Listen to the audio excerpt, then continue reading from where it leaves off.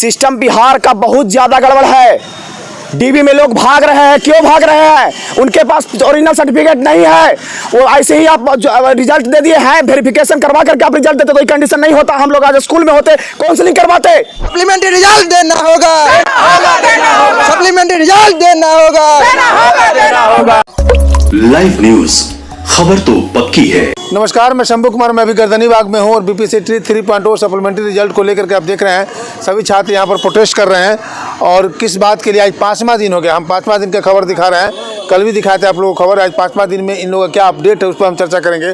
पहले आप ये बताइए कि 5 दिन से हैं आप लोग यहाँ पर, आप लोगों की बात कोई सुनने के लिए आया है? कोई सुन रहा है बात? अभी तक कोई हम लोगों को इतना शिक्षा विभाग की तरफ से या ना ही सरकार की तरफ से कोई आश्वासन हम लोगों को नहीं मिला। आज से 5 दिन लगातार यहाँ पे ठंडी में हम लोग बैठे हुए हैं, कोई कुछ नहीं पूछ रहा है। जबकि आयोग से एक लेटर आ चुका है कि अगर शिक्षा विभाग और सरकार हरी झंडी देगी तो हम सप्लीमेंट्री रिजल्ट की बात करेंगे। हम लोग आज सब लोग टाई ब्रेकर पे खड़े हैं, लेकिन ये आज कहने की बात है कि हम लोग टाई ब्रेकर पे हैं। टाई ब्रेकर पे नहीं है। अगर सुनिए, अगर अच्छे ढंग से रिजल्ट बनाया जाता, अगर मल्टीपल रिजल्ट नहीं बनाया जाता तो हम लोग 2-3 नंबर कट ऑफ से ऊपर हैं। जो आज अब टाई ब्रेकर की बात हम लोग सब लोग कर रहे हैं कि हम लोग टाई ब्रेकर पे हैं, वाकई में हम लोग टाई ब्रेकर पे नहीं खड़े हैं। हम लोग 3 नंबर कट ऑफ से अंदर आते अगर सही से मल्टीपल रिजल्ट नहीं दिया जाता तो। हर जगह प्रेफरेंस के आधार पर होता है। कौन चाहता है कि प्राइमरी में ज्वाइन करे, अगर उसका इंटर में रिजल्ट हो जाएगा तो कहीं एक ही जगह ज्वाइन करेगा ना। तो उसके लिए हम लोग बस ये मांग कर रहे हैं कि जो सीट बच रही है उसके लिए हम लोग को सप्लीमेंट्री रिजल्ट। कितना बच रहा है सीट? अभी बताना ही मुश्किल है, लेकिन फिर भी सर जब डीबी हो रही है तो फर्जी बच्चे पकड़े जा रहे हैं। फर्जी बच्चे बहुत पकड़े जा रहे हैं। कितने डीबी से भाग रहे हैं, उसके बाद से एक बच्चे का हम लोग भाग रहे हैं। डीबी से बच्चे भाग रहे हैं, आप भी रिपोर्ट कर रहे हैं, आपको भी सूचना होगी। डीबी से बच्चे भाग रहे हैं।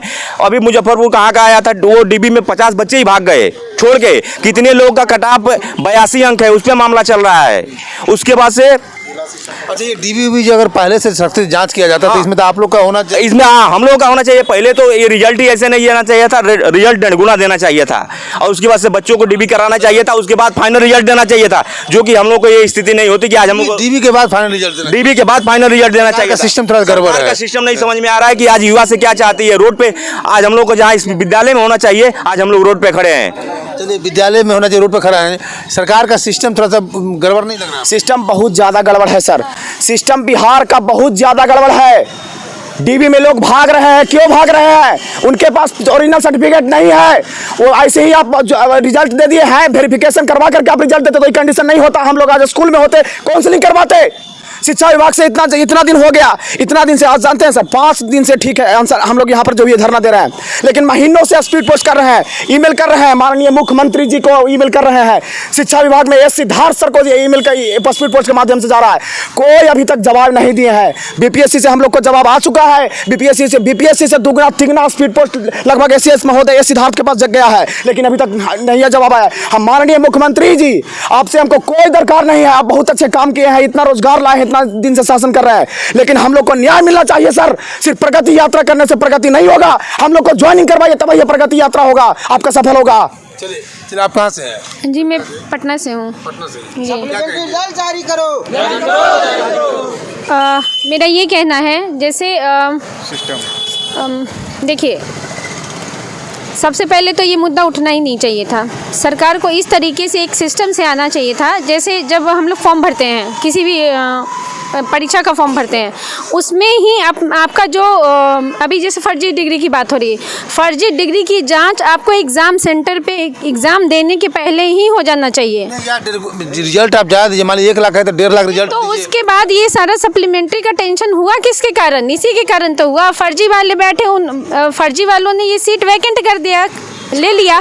उसके बाद जब डीबी की जांच हो रही है, हाँ, तो ये सरकार को भी टेंशन नहीं हो, स्टूडेंट को भी टेंशन नहीं हो।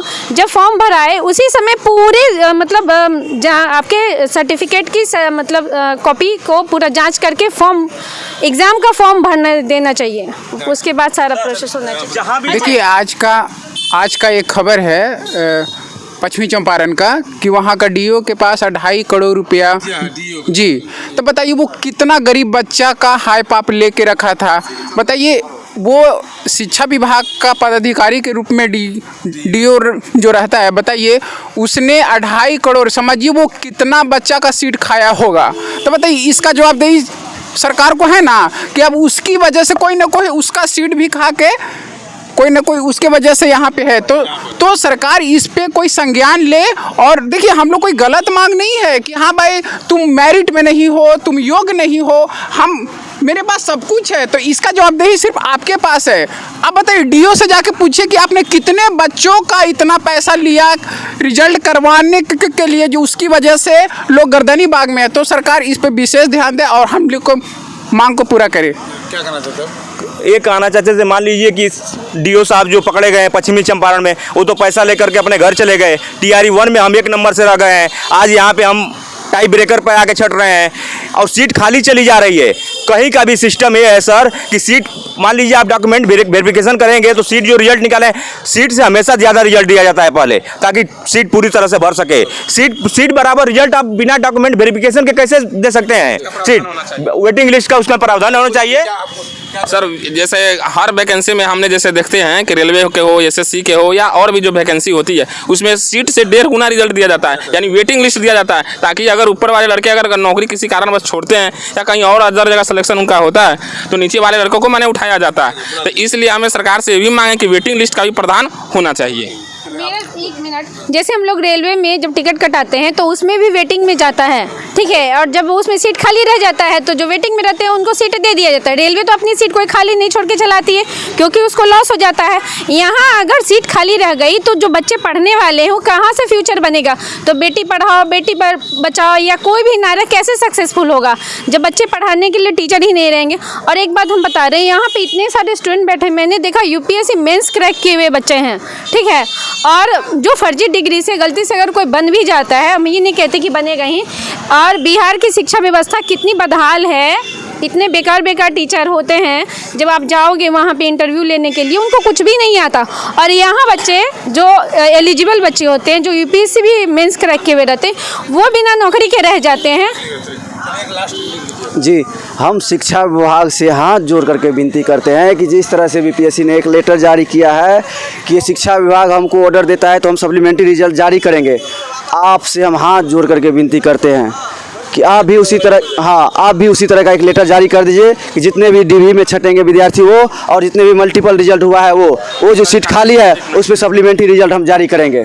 चलिए, सप्लीमेंट्री रिजल्ट को लेकर के यहाँ पर आज 5वां दिन है इन लोग का वाजिब इन को मांग है क्योंकि वेटिंग रिजल्ट निकलना चाहिए, सप्लीमेंट्री की बात ही नहीं होना चाहिए। आप देख रहे काउंसलिंग जो हो रहा है, फर्स्ट डे पटना में कई सारे फर्जी विद्यार्थी पकड़े गए हैं जो फर्जी डॉक्यूमेंट के आधार पर नौकरी ले रहे हैं, और ये अभी जाँच की बात कर रहे हैं। लेकिन जब ज्वाइनिंग के बाद भी कई सारे जाँच में ऐसे विद्यार्थी छात्र शिक्षक पकड़े जाएंगे जो फर्जी पकड़े जाएंगे। ये आपको 1 और 2 में देखने को मिला है, सर 1 और 2 में देखने को मिला है। आयोग को 1 और 2 से ही सीख लेना चाहिए था और मल्टीपल रिजल्ट की बात भी नहीं होना चाहिए था। मल्टीपल रिजल्ट आप मत निकालिए, वेटिंग रिजल्ट निकालिए, ताकि जो छात्र थोड़े मार्क्स के लिए बच जाते हैं और आज धरना प्रदर्शन कर रहे हैं या बेरोजगार बन करके बैठ जाएंगे, पूरी ज़िंदगी पर बेरोजगारी का दंश झेलेंगे, उनको ये दंश नहीं झेलना पड़ेगा।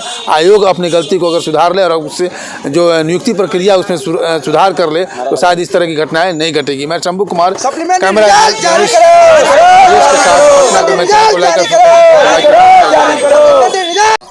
लाइव न्यूज, खबर तो पक्की है।